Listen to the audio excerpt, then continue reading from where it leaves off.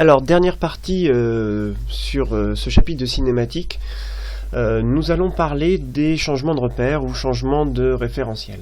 Alors, là encore, hein, sur des cas, vous verrez des cas de mouvement simple. On a vu précédemment que lorsque l'on étudie le mouvement d'un objet est toujours défini par rapport à un objet de référence qu'on appelle donc un référentiel. Donc, ça, on a vu ça dans les vidéos précédentes.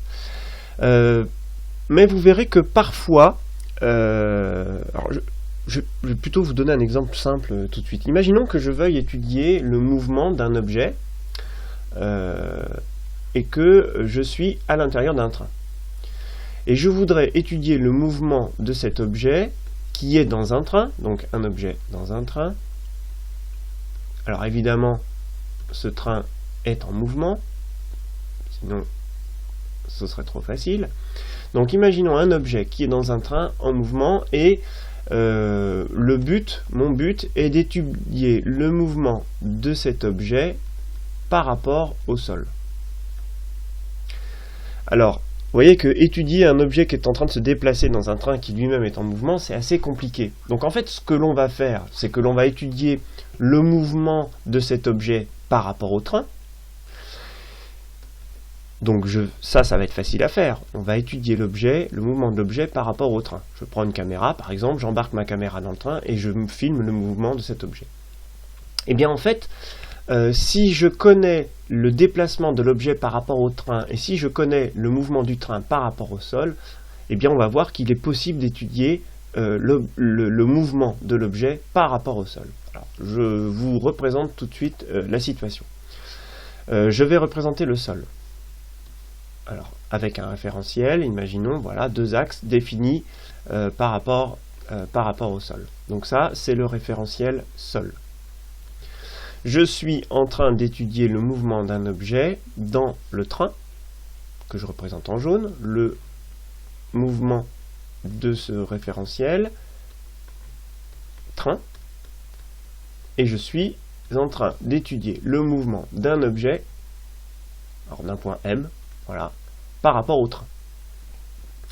Et bien en fait, vous allez voir qu'on peut combiner tous ces mouvements. Alors avant de voir ça en détail, il faut on parle de quelques notions de vocabulaire. Dans ce cas-là, vous voyez que le sol est un référentiel fixe. C'est ce qu'on appelle le repère absolu.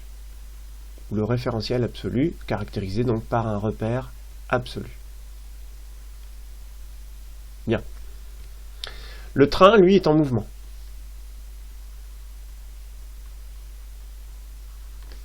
Donc le train, c'est ce qu'on appellera le repère, enfin le repère dans le train, hein, le repère relatif. Repère relatif. Le mouvement du train, donc le mouvement du repère relatif, donc c'est le train, par rapport au sol, autrement dit par rapport au repère absolu. C'est ce qu'on appelle le mouvement d'entraînement. Mouvement d'entraînement. Donc à partir de là, vous voyez qu'on va pouvoir définir plusieurs choses. Si je m'intéresse au point M, je vais pouvoir définir une position absolue,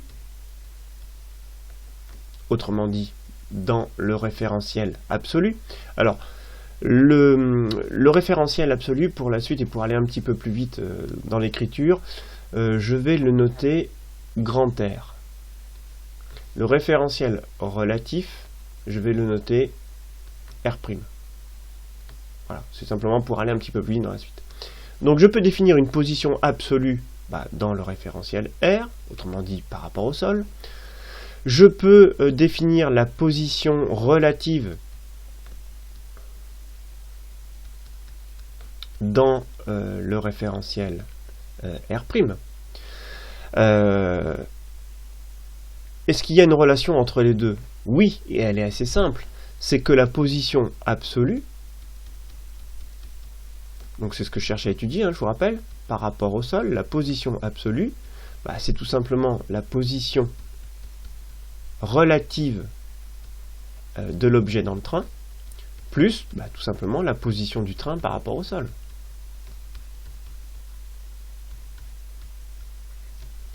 Donc vous voyez que si je connais la position du train, et si je connais par exemple la position de mon objet dans le train, je peux déterminer sa position par rapport au sol.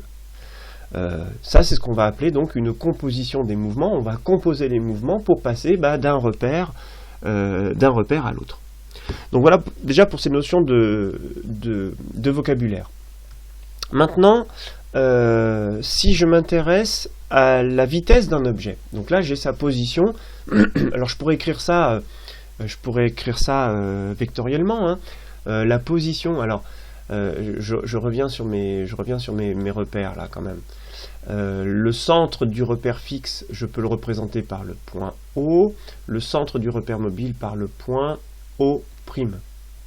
Donc vous voyez que si je veux trouver la position du point M par rapport au sol, OM, eh bien j'écrirai tout simplement que c'est O' plus O'M.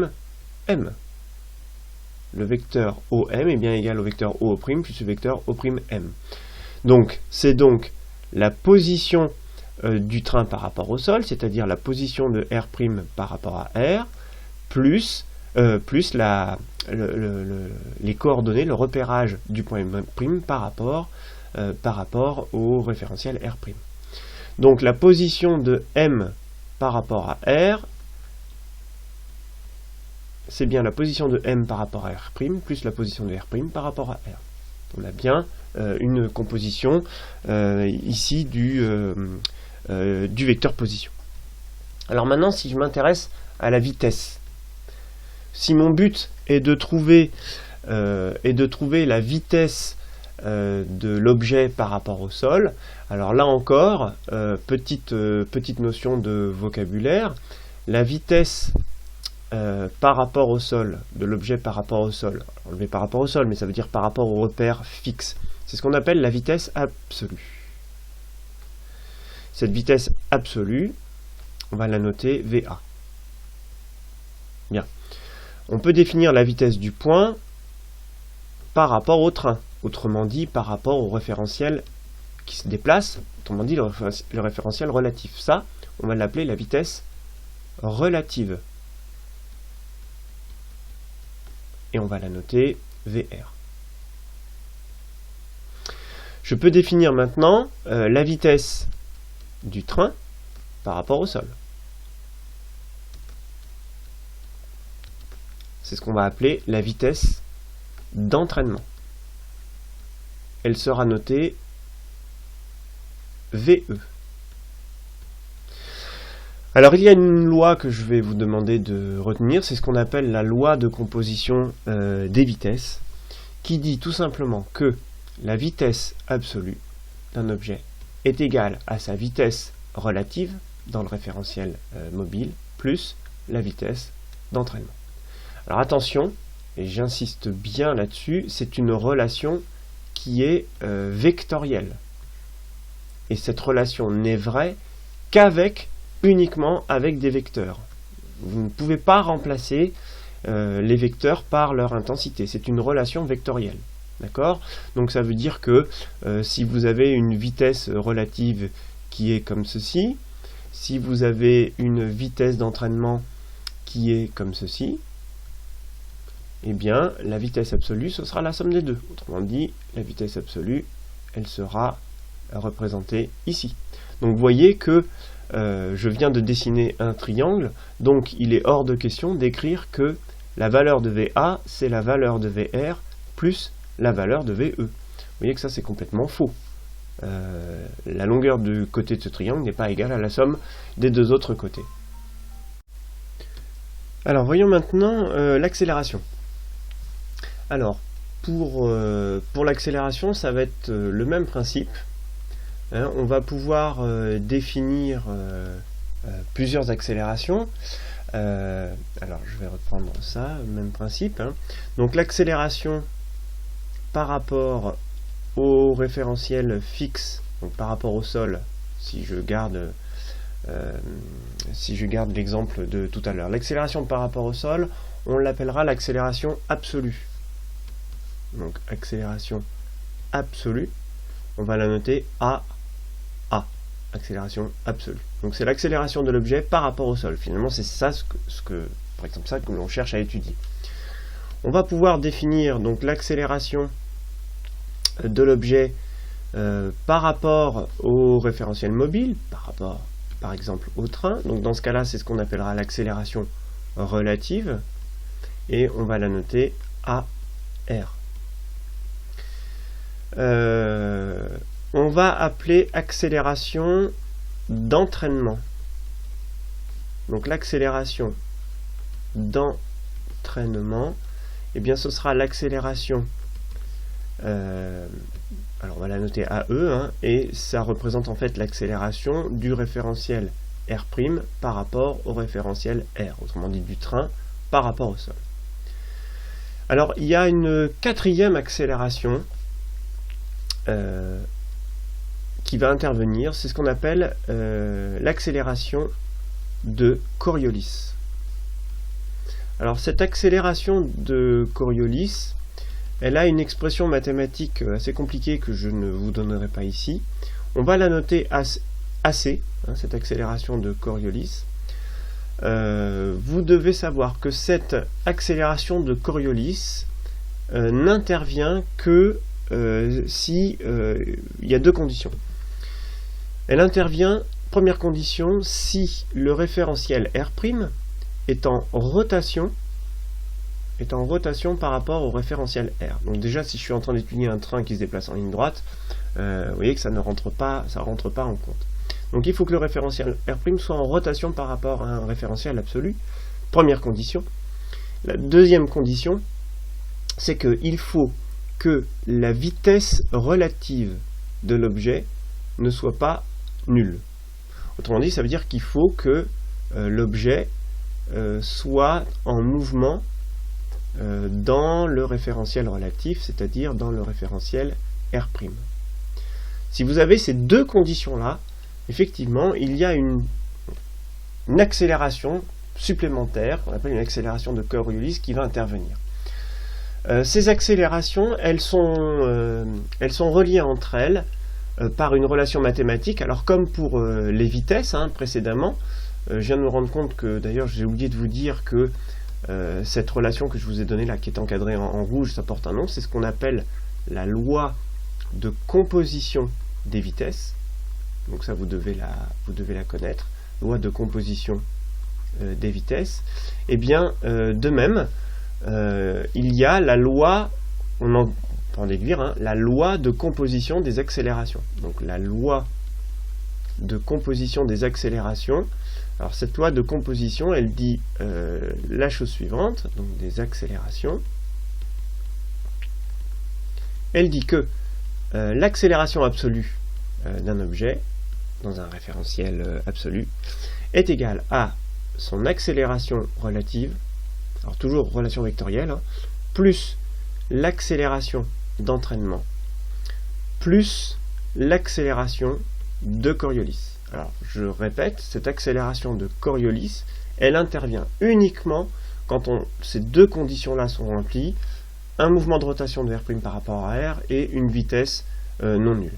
Alors, je vous dis tout de suite, dans les exercices que vous aurez à traiter, cette accélération de Coriolis, elle est souvent nulle, car les exemples simples que l'on prendra sont des exemples où le référentiel R' est en translation rectiligne par rapport à R, donc il n'y a pas de mouvement de rotation, donc il n'y a pas d'accélération de Coriolis. Cela dit, cette accélération de Coriolis, finalement, lorsque je vais vous donner tout de suite un exemple, vous êtes devant votre écran d'ordinateur, vous êtes donc sur Terre. Cette Terre, la Terre, est en rotation autour du Soleil. Et en plus, elle est en rotation sur elle-même. Mais vous êtes assis sur une chaise devant votre écran d'ordinateur. Vous êtes donc au repos. Autrement dit, votre vitesse relative est nulle. en ce moment, sauf si vous êtes en train de me regarder et de marcher en même temps. Mais si vous êtes au repos, vous avez une vitesse relative qui est nulle. Autrement dit, vous n'êtes pas soumis à l'accélération de Coriolis. À partir du moment où vous allez vous mettre en mouvement, puisque vous êtes en mouvement, vous allez avoir une vitesse relative différente de 0. À partir du moment où vous allez vous mettre en mouvement, et en plus donc vous êtes en mouvement sur Terre, la Terre est elle-même en train de tourner, eh bien vous allez être soumis à une accélération de Coriolis. Alors vous n'allez pas forcément la ressentir à votre échelle, mais cette accélération de Coriolis, elle peut être visualisée et ressentie à grande échelle. Je vous donne tout de suite un exemple. Si on étudie par exemple le déplacement à la surface de la Terre de masse nuageuse, on se rend compte que les masses nuageuses dans l'hémisphère nord vont avoir tendance à tourner toujours dans ce sens-là, dans le sens trigonométrique positif. Alors que si vous êtes dans l'hémisphère sud, la rotation des masses nuageuses va avoir lieu dans l'autre sens. Une explication de cette différence de rotation vient justement de cette accélération de Coriolis. Je ne veux pas rentrer plus dans le détail, on verra ça un petit peu plus dans le détail quand on parlera de dynamique, mais voilà à quoi correspond, enfin en tout cas, une conséquence de l'accélération de Coriolis. Donc je répète, dans les exercices simples et les situations simples que vous aurez à résoudre, l'accélération de Coriolis sera souvent nulle, donc vous ne tiendrez compte que de l'accélération relative, c'est-à-dire l'accélération de l'objet m par rapport au référentiel relatif, et l'accélération d'entraînement, autrement dit l'accélération du référentiel R' par rapport au référentiel R. Et en combinant les deux, vous aurez l'expression de l'accélération du point M dans le référentiel R. Voilà cette notion de changement de référentiel, de loi de composition. Donc je répète, parfois il est simple, quand on connaît le mouvement d'un objet dans un repère qui est en train de se déplacer, quand on peut faire une étude simple, si on connaît le mouvement de ce repère qui se déplace, on peut avoir donc l'explication du mouvement dans le référentiel qui lui est fixe. Voilà à quoi vont servir ces relations que l'on vient de voir dans cette vidéo. Évidemment, il va falloir faire pas mal d'exercices pour bien mettre en application tout ça. D'ici la prochaine vidéo, eh bien, je vous dis à bientôt.